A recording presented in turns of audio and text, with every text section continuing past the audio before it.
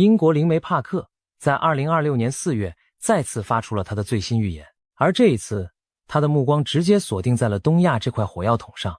攻台、政变、中共崩塌、川普不去北京、朝鲜要变天、川普卸任后竟然要当宗教领袖，这些听起来匪夷所思的判断，却正以一种诡异的速度一个接一个地逼近现实。很多新朋友可能会问，帕克是谁？为什么他说的话值得我们花这么长时间来分析？我先不急着进入正题，让我们先来看看帕克的战绩，因为只有了解了他过去预言的命中率，你才会理解为什么每次他开口，全世界都要认真对待。帕克全名叫克雷格·汉密尔顿·帕克，1954年出生在英国，从小就与众不同，拥有极强的第六感。长大之后，他获得了某种通灵的能力，能看到未来的画面。中国人俗称这种能力叫宿命通，所以他的预言一般都是提前几年，甚至1、2年，而不是像诺查丹马斯那样跨越几个世纪。这也意味着他的预言有着更高的可验证性。2016年，全世界的主流民调都说希拉蕊稳赢，帕克却坚定地预言川普会当选美国总统。结果呢？川普赢了，震惊全球。同一年，几乎所有人都认为英国不可能离开欧盟，帕克却预言英国脱欧成功。结果呢？公投通过，英国真的脱欧了。2017年，帕克提到了一场全球性的瘟疫大流行。2年后的2019年末，新冠病毒从武汉爆发，席卷全球，至今造成数百万人死亡。他预言了俄乌战争的爆发和长期化，在当时看来完全是危言耸听。毕竟谁能想到21世纪的欧洲还会爆发大规模地面战争。但2022年2月，俄罗斯军队真的开进了乌克兰。他甚至在2023年11月就描述了一个奇异的画面。他说，我看到香港的一栋大楼在燃烧，不是成片全都烧起来，而是几栋高楼在燃烧，像是一次蓄意的纵火，背后有政治因素。结果香港后来真的发生了震惊世界的世纪大火，提前2年就看到火灾的景象，并且感知到其背后的内幕。这种精准度已经让人无法用巧合来解释了。更离奇的是，发生在2025年12月的事。12月4日，帕克刚刚预警说2026年台海或中美中日之间会上演一场极其惊险的准危机。用他的话说是雷达锁定式的战争彩排。你猜怎么着？仅仅2天之后的12月6日，中共辽宁号航母就2次以火控雷达锁定日本战机，事件震惊全球。从发出预言到被现实印证，只隔了48小时。2025年11月19日，帕克点名委内瑞拉总统马杜罗，称其很可能在一场暗杀或暴力政变中倒台。又是仅2天后，川普罕见的直接通话，向马杜罗下最后通牒，要求其辞职离境。马杜罗拒绝，美国随即将其及盟友列为外国恐怖组织成员，升级制裁，军事封锁加勒比海。马杜罗政权瞬间陷入史上最严重的生存危机。所以你看，帕克不是那种模糊其词，怎么解读都行的万金油预言家。他的预言有具体的时间、具体的事件、具体的人物，而且命中率高得吓人。正因如此，被西方社会称为新诺查丹马斯。了解了这些背景之后，我们就可以进入今天的正题了。第一个重磅炸弹，攻台时遭逢政变，中共亡。帕克从2022年开始就反复提到中共政权的崩溃。最初很多人嗤之以鼻，觉得这不过是西方预言家的一厢情愿。毕竟中共建政70多年，看起来固若金汤，14亿人口的庞大国家机器怎么可能说垮就垮？但随着时间推移，帕克的描述越来越具体，越来越细腻，也越来越令人不寒而栗。帕克的核心判断是这样的，他说台海之间可能会出现一起飞机或者潜艇相撞事件，由此引发冲突，日本也会卷入其中。但关键在于结局，台湾不会被并吞，反而是中国会在这场冲突中受到重创。为什么？因为就在中共试图武力攻台的那个节骨眼上，内部会发生政变。这个判断乍听之下非常大胆，但如果你了解中共内部的权力生态，了解那个看似铁板一块，实则暗流汹涌的体制，就会发现这并非空穴来风。2026年的中国是什么状况？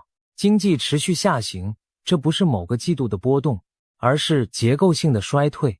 房地产泡沫破裂的余波还在不断扩散，恒大、碧桂园等巨头的倒下只是冰山一角，数以万计的中小开发商已经悄然消失，青年失业率居高不下，大量受过高等教育的年轻人找不到工作，被迫躺平，地方债务如同定时炸弹，很多省份连公务员的工资都发不出来，保险业爆发倒闭潮，据报道影响了800万人的就业。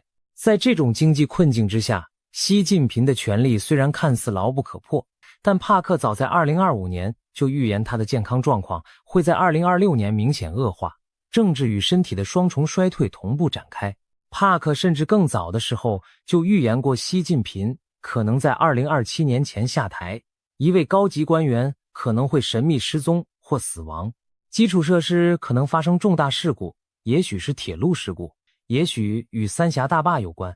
想想看，在这种内忧外患的局势下，如果中共高层真的做出攻台的疯狂决定，那些心怀不满的军方将领和政治对手会不会趁机发难？历史上多少独裁者都是在对外冒险的时刻被自己人捅了刀子。希特勒在二战末期遭遇暗杀未遂，苏联在阿富汗战争中消耗国力，军方和政治精英的不满最终引发政变，直接导致了苏联解体。萨达姆对外发动战争，最终被自己的体制所吞噬。中共如果敢冒天下之大不韪攻打台湾，面对的不仅是美日同盟的强大军事压力，美国的印太司令帕帕罗已经明确表示，中共在台湾周边的活动不是演习，而是战争预演。台湾自身也不是软柿子。帕克之前还提到过，台湾正在测试一种基于无人机的先进防御系统，类似以色列的铁穹，但更先进。更重要的是，攻台行动一旦启动，中共内部积压已久的政治火山就会找到喷发的出口。台湾国防部曾将每年的4月和10月确定为台湾最可能遭受攻击的时间段，因为这2个月海面平静，潮汐适宜，中共军队演习通常也在这2个月达到高峰。也就是说，我们现在正处于帕克所预言的高危时间窗口之中。而2027年又是中共建军100周年，习近平可能把统一台湾视为在21大前建功立业的绝佳节点。在权力交班的压力、经济崩溃的焦虑和军事冒险的冲动3重作用下，台海爆发冲突的概率从来没有像现在这么高过。帕克用了一个非常形象的比喻来描述中共的命运。他说，中共政权的瓦解就像冰川式崩塌，冰川不是一夜之间融化的，而是先出现细小的裂缝，裂缝起初几乎看不见，但每一天都在悄悄扩大，然后突然有一天，你听到一声巨响，整块冰川轰然崩塌，坠入大海，不可逆转。2026年就是那些裂缝加速扩大的关键年份。拖欠工人工资是裂缝，债券被冻结是裂缝，社会抗议不断是裂缝，高级官员失踪是裂缝，维稳经费连年超过军费。2026年武警和维稳预算达到 2.1 万亿人民币，比国防预算的 1.91 万亿还要高。一个需要花比国防还多的钱来维稳的政权，内部的裂缝有多深可想而知。而且帕克不是一个人在说这些，他咨询了印度古老的纳迪叶预言体系。这个预言体系有5000年的历史，由古代圣者写在棕榈叶上，流传至今。一代一代的解读师带着叶子在世界各地寻找他们的主人。几千年来，叶子已经更新换代过不知多少回了，但叶子上的内容没有变。帕克亲自去印度找过自己的那片叶子，结果真的找到了。叶子上写着，你母亲名叫艾塞尔，但她自称为姬，把帕克自己都吓了一跳，因为完全正确。帕克连线了住在加州的一位世界顶级纳迪叶解读师维尼塔，他的客户经常是非富即贵，有的甚至是能影响世界局势的政治家。维尼塔独立地预言了几乎相同的场景。他说，未来5年内，世界排名前5的国家将卷入一场战争，掌管海洋之国美国、龙之国中国、雪域之国俄罗斯、点燃佛灯之国印度和帝国废墟的守夜人欧洲。其中有一个国家受损最严重，整个政治体系会彻底瓦解，国家全面崩溃，面临重启。维尼塔没有点名是哪个国家，但结合帕克的预言来看，不是中国又会是谁呢？帕克更进一步预言，中共垮台之后，中国将进入重构期，可能走向多元分散的结构，类似欧洲模式。用他的原话说，中国将分裂成许多小国家，许多独立的小国家，比如西藏分出去，香港分出去，并且就像今天的欧洲那样运作，作为友好的国家联盟。民主制度会占主导地位，边境开放，人们可以自由贸易。这个过程不会在2026年完成，但征兆将清晰浮现，并延续至2030年。2026年恰好也是中国传统预言中的赤马红羊年，60年一遇的大节。上一个赤马年是1966年，文化大革命正式开始。再往前，1906年清朝末年风雨飘摇。每一个赤马红羊年都伴随着翻天覆地的巨变。明朝刘伯温的旧节碑文中写道：谨防人人艰难过，关过天翻龙蛇年。龙蛇就是2024、2025年，闯过去了，接下来就是劫后余生的新气象。唐朝黄檗禅师的诗提到，当朝国运刚到金蛇运以中，蛇年是2025年，那么2026年就是改朝换代之年。中西方预言在这个时间点上的惊人交汇不是偶然。帕克在2025年5月还揭示了一个更深层的观点，他说中共不仅是一个政治实体，更是一种邪灵，渗透到人类的意识中，摧毁人的神性根基，目标是毁灭人类与地球。这个说法听起来很玄，但如果你了解中共建政以来如何系统性地摧毁中国传统文化，消灭信仰，迫害宗教团体，你就会发现帕克的描述并不那么夸张。一个将无神论作为官方意识形态的政权，确实在做出切断人与神性之间联系的事。2026年是人类神性觉醒的最后窗口期，也是人类的抉择之年。中共的崩塌不仅是一个政治事件，更是一场灵性层面的清算。第二个重磅预言，不会有川普北京之行。这个预言在几个月前说出来的时候，很多人还半信半疑，毕竟川普是一个注重交易的人，他在第一任期就去过北京，第二任期为什么不能去？但现在回头看，现实已经在一步步印证帕克的判断。川普原本计划在2026年4月访问北京，这是一次备受瞩目的外交行动，全世界都在关注美中关系能否在川普第二任期内找到新的平衡点。但就在访问即将成型的关键时刻，2026年2月底，美伊战争爆发了，伊朗局势急剧升温，最高领袖哈梅内伊在空袭中丧生，整个中东格局被重新洗牌，美国军方的注意力被迫全面转向中东。川普随即宣布，原定4月的访华行程推迟到5月。表面上看，这只是因为突发事件导致的时间调整，但帕克的预言暗示，这次推迟可能根本就不会有后续。中美之间的结构性对抗已经到了不可调和的地步，关税战让中国经济雪上加霜，科技封锁让中国高端制造业举步维艰，军事包围圈正在收紧。有消息传出，习近平曾经紧急密邀川普访问北京，这个细节本身就很说明问题。一个大国领导人为什么要紧急密邀另一个大国领导人？这暴露的不是外交礼数，而是中共在经济和地缘压力下的焦虑和急迫。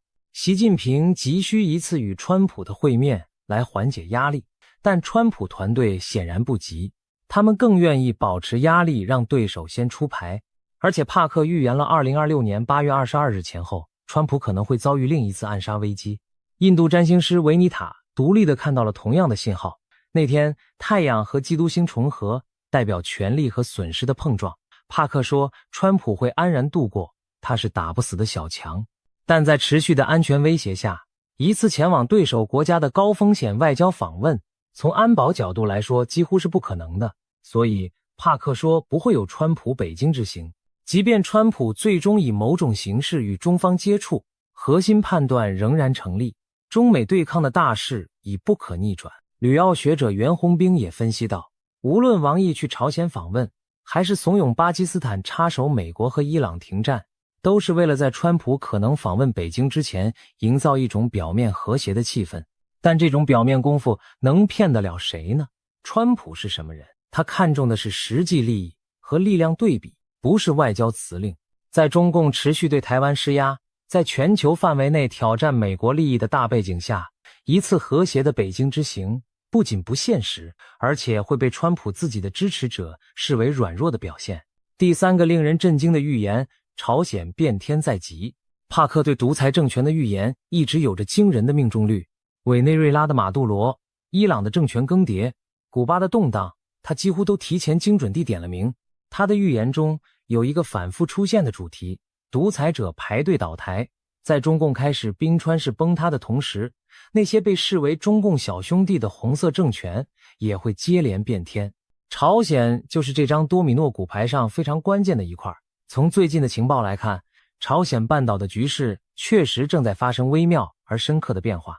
这种变化不是表面上的剑拔弩张，反而是一种异常的安静，而这种安静往往比喧嚣更加危险。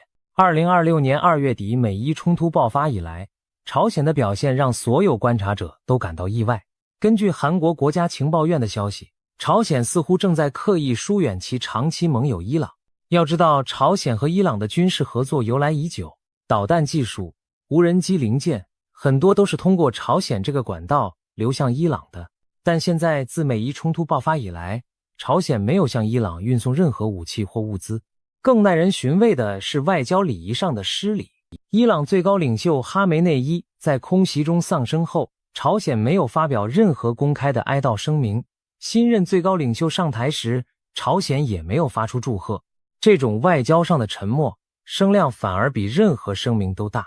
它清楚地表明金正恩正在重新计算自己的棋局，正在为伊朗战争尘埃落定之后保留与美国建立新关系的空间。韩国方面的变化更值得注意。韩国新总统李在明展现出明显的亲中倾向。在美伊战争中，韩国没有站在美国一边。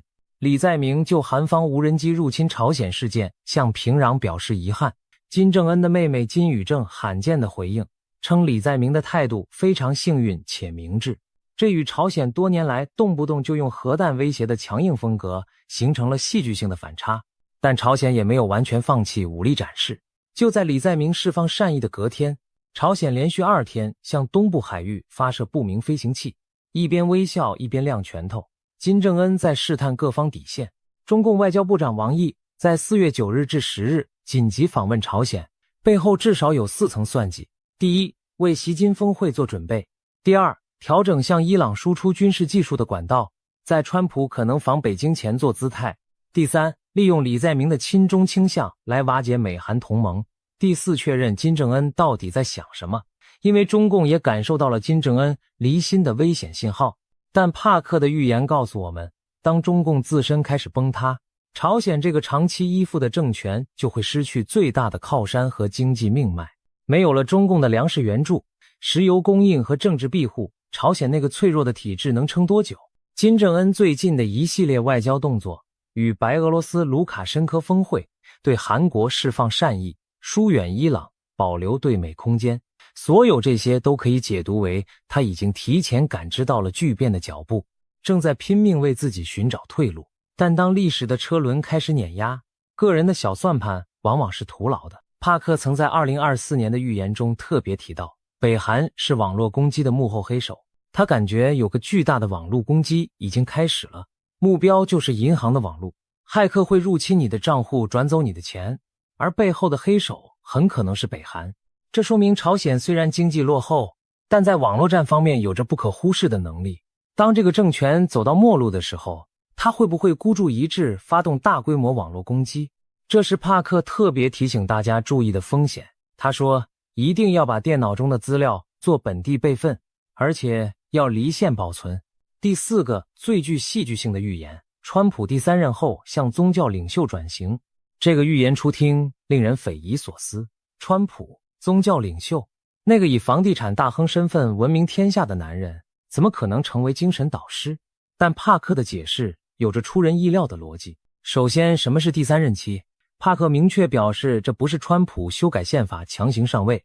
帕克的预言框架是这样的，在2028到2029年间，可能由台海冲突演变而来的更大规模战争会爆发，中国和俄罗斯可能会私下伪装，直接或间接对美国构成威胁。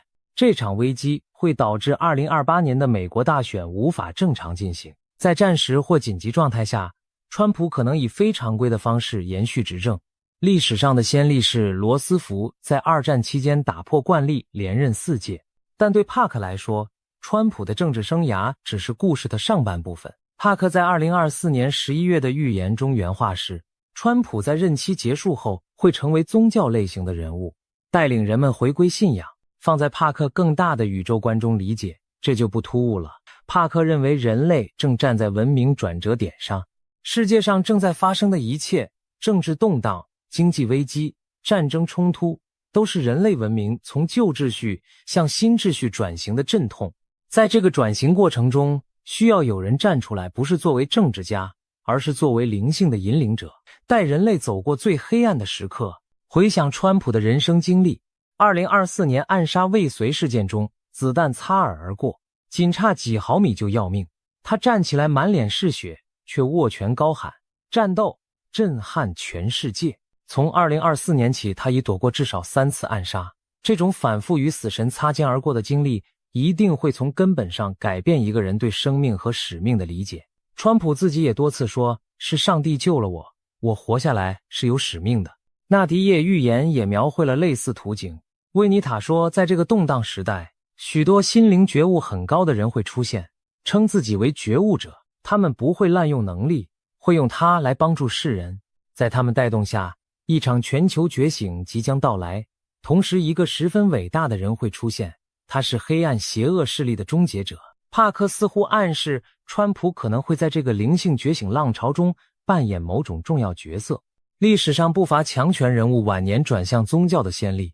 印度阿育王早年南征北战，晚年皈依佛教；君士坦丁大帝一生戎马，最终让基督教成为帝国国教。当一个人站在权力巅峰，见识过最丑陋的阴谋和最残酷的斗争，多次从死亡边缘生还，自然会开始思考背后有没有更高的意志在运作。帕克相信川普最终会找到这个答案，从白宫走向另一个完全不同的舞台。现在让我们把所有预言串联起来，看2026到2030的全景。2026年是清算之年，重置之年。这不是帕克一个人的判断，而是他的感知与5000年前的纳迪叶、中国的推背图和刘伯温碑文、西方的诺查丹马斯等多条独立预言线索汇聚的共识。台海爆发准危机，中共遭遇内部政变，开始冰川式崩塌，习近平健康和权力同步衰退，川普不去北京，中美对抗全面升级，独裁政权接连倒台，爱泼斯坦文件公开，大量真相浮出水面。帕克特别提到4月到11月之间是极度危险的时期，可能出现 AI 主导的大规模网络攻击，大家一定要做好资料备份。2027年前后，世界前5大国冲突进入高峰，中共政权进入最后阶段，朝鲜失去靠山，内部生变。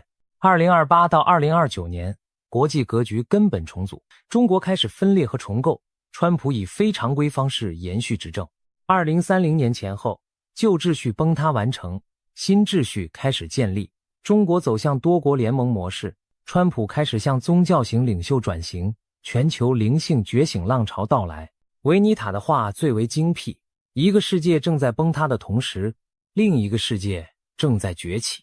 这幅图景令人震撼，但帕克反复强调我们不应该恐惧。他的预言始终是先讲灾难再给希望，大灾过后就是大福，劫难并不可怕。他不是在贩卖恐惧，而是在传递更高维度的信息。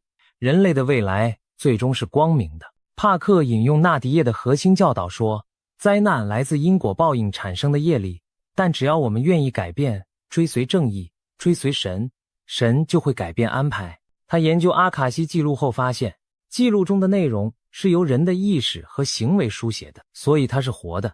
只要我们从意识层面做出改变，就能改变未来。这是帕克所有预言中最核心的信息。未来不是完全注定的，预言揭示的是趋势和可能性，而不是不可更改的定数。每一个人的选择，每一个人的善念，每一个人对正义的坚持，都在影响着集体的命运。所以最终的问题不是帕克的预言会不会成真，而是在这些预言所描绘的历史洪流面前，我们每个人会做出怎样的选择？是随波逐流得过且过，还是主动觉醒拥抱光明？是被恐惧和贪婪支配，还是拥抱内心深处的善良和神性？帕克说，我们应该庆幸跟许多伟大的觉者生活在同一个时代。维尼塔说，集体的祈祷与正向意识都能减轻灾难的负面影响，并消解业力。帕克说，人类本质上都是光之生命，灵性的团结是改变世界最强大的力量。2026年，赤马红羊年，一个充满变数的伟大时代。帕克的预言像一面镜子，映照出的不仅是世界的未来，更是我们每个人内心深处需要做出的选择。虽然灾难可能会来，但在灾难中能否全身而退，决定权在我们自己手中。如果我们选择远离心魔，向善向光，或许灾难就会被你躲过。好了，今天的内容就到这里。这期影片的信息量非常大，建议大家收藏起来反复观看。如果你觉得有价值，请帮忙点赞、订阅、转发，让更多人看到这些重要的信息。我们下期再见。但是等等，在结束之前，我还想和大家深入聊几个帕克预言中经常被忽略，但其实极其重要的补充细节。第一个细节，帕克提到的科学恐怖主义。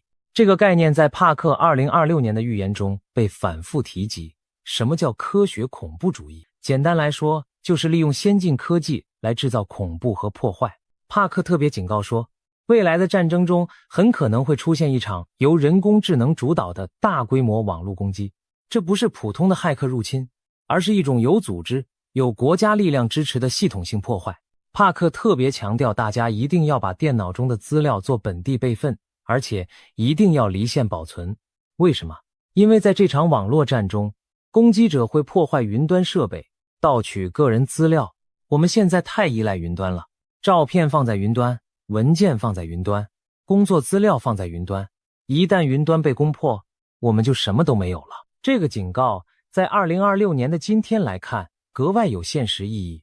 人工智能技术在过去2年的爆发式发展，已经让很多人意识到 AI 不仅可以用来写文章、画图、做音乐，也可以被用来制造前所未有的网络武器。一个由 AI 驱动的网络攻击，可以在几分钟内瘫痪整个国家的金融系统、电力网络和通讯基础设施。帕克在2024年就特别提到过，骇客已经开始攻击银行网络，背后的黑手很可能是北韩。到了2026年，这种威胁只会更加严重。第二个经常被忽略的细节，帕克提到的自然灾害窗口。帕克在他的预言中非常明确地标定了2026年的危险时间段。他说4月15日到11月15日之间是极度危险的周期，特别是8月12日的新月之夜，木星、太阳与月亮聚集在巨蟹座，这将是一个必须多加小心的时间触发点。他还提到了日本周边可能发生的海底火山喷发。帕克说，他早在2015年就在自己的著作中预言了未来会出现一团巨大的气体云，威胁整个国家。根据他对纳迪叶预言的研究，这些古老叶片上出现了一个神秘的地名亚马。由于预言撰写年代久远，当时没有现代国名，帕克推论这指的就是日本的古称大和。这意味着致命的气体云将从日本周边的海底火山喷发。更令人不安的是帕克的一个推测，他说这场海底火山爆发可能不仅仅是天灾，或许是某种间接战争的一部分。什么意思？就是通过人为手段触发自然灾害，使其看起来不像军事攻击。这听起来像科幻小说，但以目前人类的技术水平，包括海底爆破技术和地质武器研究，这种可能性确实不能完全排除。此外，在2026年底，大约10月到11月左右，印度南部可能面临大规模海啸袭击。帕克说，这个信息来自湿婆神通过纳迪叶的开示。不管你是否相信这种超自然的信息来源，帕克过去的预言命中率至少让我们不敢轻视。第三个重要补充，帕克关于爱泼斯坦文件的预言。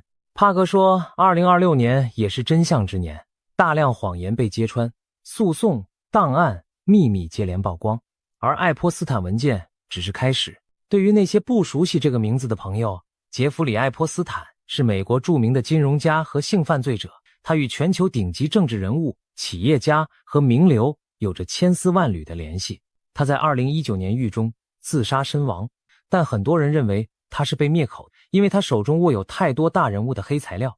帕克预言，这些被掩盖的真相将在2026年大规模曝光。川普在他的竞选中也多次暗示会公开爱泼斯坦的完整客户名单。如果这些文件真的全面公开，对全球政治格局的冲击将是核弹级别的。多少政客，多少富豪，多少所谓的社会精英会在一夜之间身败名裂。这种真相的连锁爆炸本身就是帕克所说的清算之年的一部分。第4个补充，帕克关于灵性觉醒的深层预言。在帕克的预言体系中，所有的政治动荡、经济危机和战争冲突都只是表象，真正的戏码发生在灵性层面。帕克和维尼塔都提到了一场属灵的战争，延续了千百年的天使与恶魔之战。天使与恶魔不会像电影中那样披着战袍在空中出现，他们的战场在人的心中，这是一场心灵之战。维尼塔说，大家要小心宇宙中的负能量，那是来自恶魔的能量，而负能量已经不知不觉进入了我们的体内，总共有3大类，都跟我们的日常生活息息相关。帕克的预言中有一个非常有趣的观点，他认为地外文明是真实存在的，而且长期在地球和其他地方之间往返，各国政府因为恐惧和羞愧而一直隐瞒这个真相。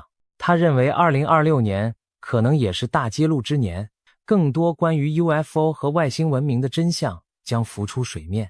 帕克指出，他近年来研究的纳迪叶预言与他长期感知的未来高度一致。纳迪叶不是占卜，而是5000年前就写好的预言体系。令他震惊的是，跨越5000年的时空，古代圣者所看到的未来，与他一个21世纪的英国灵媒所感知到的未来竟然如此吻合。这至少说明一件事，无论你用什么方法去观察未来，无论是印度的棕榈叶、中国的推背图、法国的诺查丹马斯，还是帕克的宿命通，看到的大趋势是一样的。这个大趋势就是旧的腐朽秩序即将崩溃，新的光明秩序即将诞生，而人类正站在这个伟大转折的门槛上。维尼塔在他的解读中也提到了另一个值得深思的信息。他说，一场更厉害的病毒可能会出现，不是普通的病毒，而是一种生物病毒。但他同时安慰大家说，这种病毒最后还是会被控制的，因为在崩塌的同时，另一个更好的世界正在崛起。帕克在新冠爆发前后就从印度的一位瑜伽师那里听到了类似的信息。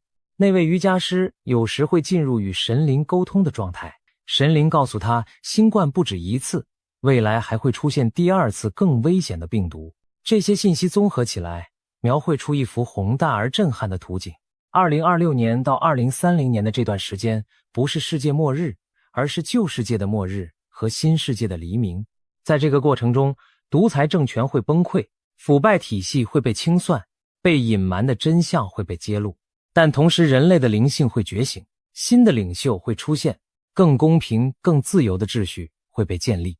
帕克反复引用阿卡西记录中的核心教导，那就是未来是可以被改变的，记录是活的，由人的意识和行为所书写。每一个人内心的善念，每一次对正义的坚持，每一份对他人的善意，都在重新书写这本宇宙之书。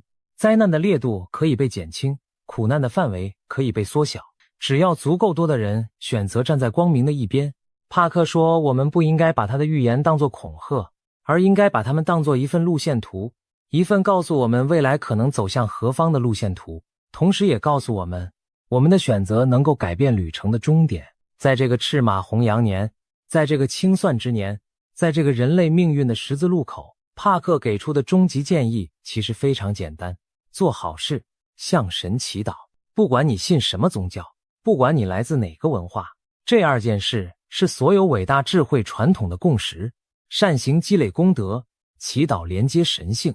当足够多的人这样做的时候，整个人类的命运轨迹就会发生偏转，从毁灭走向重生，从黑暗走向光明。纳迪叶的解读师们几千年来恪守着老祖宗传下来的规矩，就是不能拿纳迪叶赚钱，他们只是在完成自己的使命，为每一片叶子找到它的主人。帕克也是一样，他不断地发出预言和警告，不是为了制造恐慌，而是为了帮助人们做好准备，在即将到来的风暴中站稳脚跟。所以让我再重复一遍，帕克说过的那句最打动人心的话：我们应该庆幸跟许多伟大的觉者生活在同一个时代。不管你是否相信预言，不管你是否认为帕克是一个真正的先知，还是一个幸运的猜测者，有一件事是确定的，我们正生活在一个非凡的时代，一个大变局的时代，一个旧秩序正在瓦解，新秩序正在孕育的时代。而在这个时代中，每一个人的选择都比以往任何时候更加重要。你准备好了吗？对了，在真正结束之前，我还想补充几个大家在评论区经常问到的问题。第一个问题，帕克的预言有没有失准的时候？答案是有的。帕克自己也承认过，预测一件事何时发生是一件很难的事情，对所有的预测者来说都是。比如他曾经预言习近平没有第3个任期，结果2022年中共20大之后，习近平继续连任了。很多人因此认为帕克不准，但帕克的解释是，他看到的画面是习近平的权力会面临巨大挑战，这个趋势是对的，只是时间节点上有偏差。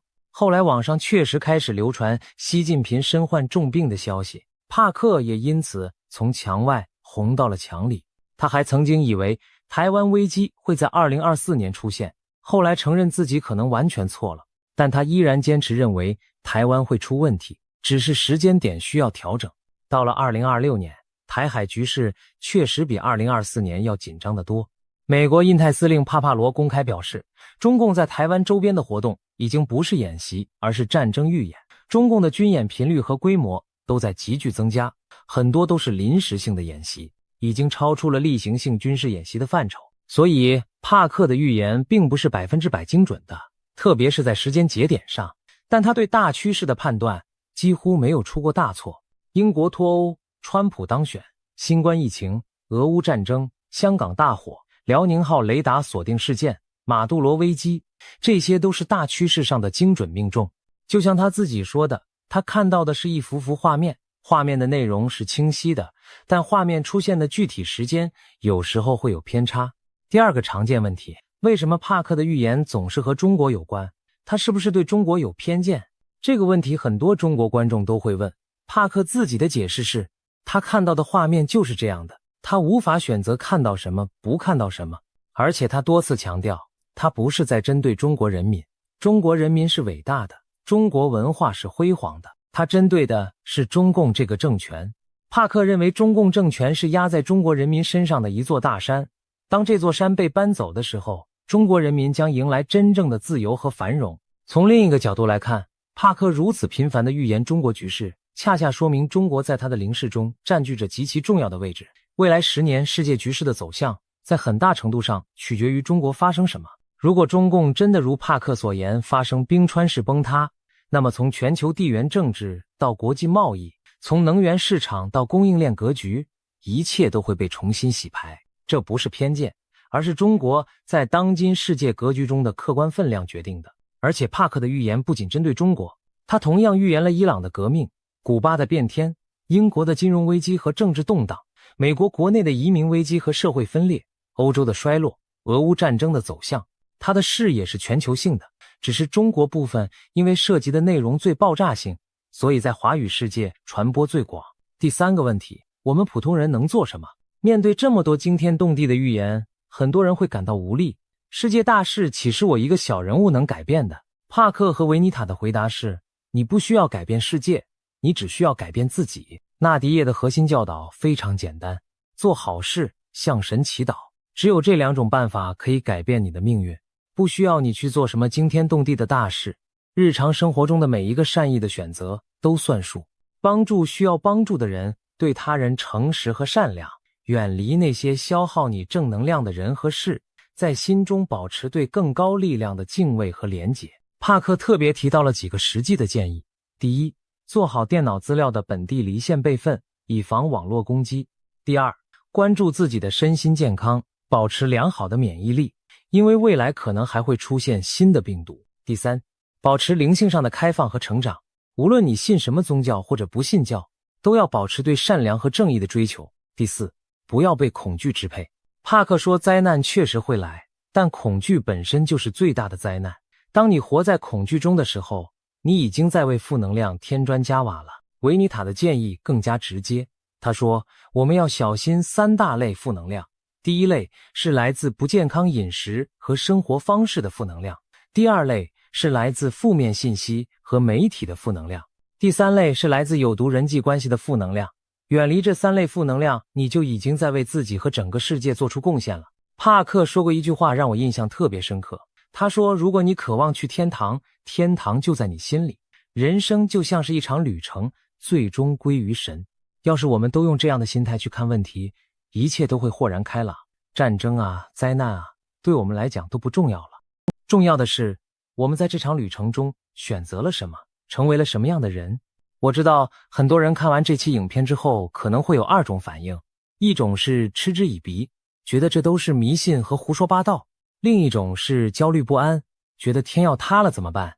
帕克可能会说，这2种反应都不对，正确的态度是既不盲目相信，也不轻率否定，保持开放的心态，密切关注现实世界的发展，在可能的范围内做好准备，同时活在当下，珍惜眼前人，做好手头事。